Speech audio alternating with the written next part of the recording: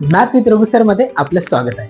बघा, हा प्रश्न म्हणते आयताचा तुम्हाला आयताच्या काही बेसिक गोष्टी माहित असल्या पाहिजे. बघा, आयत म्हणजे एक चौरसच असतो, पण कसा असतो, ज्याच्या समोरासमोरही बाजू सारख्या असतात. जसे की ही बाजू या बाजूला सारखी असते आणि ही बाजू या बाजूला सारखी असते. आपण ह्याला आयत म्हणतो.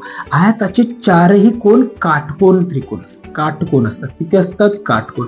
म्हणजे प्रत्येक कोण हा 90 डिग्रीचा असतो. कितीचा असतो? 90 डिग्रीचा. आयताचे क्षेत्रफळ म्हणलं तर असते लांबी गुणिले रुंदी. आयताची परिमिती म्हणलं तर 2 कंसात लांबी अधिक रुंदी. आणि आयताचा कर्ण जर म्हणलं, आयताचा कर्ण तर लांबी तो वर्गमुळात राहिले ना, लांबीचा वर्ग प्लस रुंदीचा वर्ग. वर्ग करून वर्गमूळ घ्यावं लागेल तर काय येईल? तुमचा कर्ण येईल. तर अशी काही बेसिक सूत्र तुम्हाला माहित असले पाहिजे.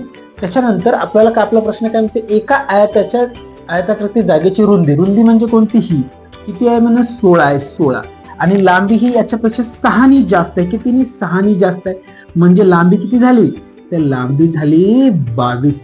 या दोघांचं क्षेत्रफळ काढा म्हणते, म्हणजे गुणाकार आहे. लांबी गुणिले रुंदी दोघाचा करा गुणाकार. किती होईल? 16 दोन्ही 32 ला 2, 32 ला 2 हातच्याले 3, 16 दोन्ही 32 आणि 3 35, 352 चौरस मीटर. हे तुमच्या प्रश्नाचं अगदी बरोबर उत्तर आहे. व्हिडिओ आवडला तर लाईक, शेअर आणि सबस्क्राईब करायला मुळीच विसरू नका. जय हिंद.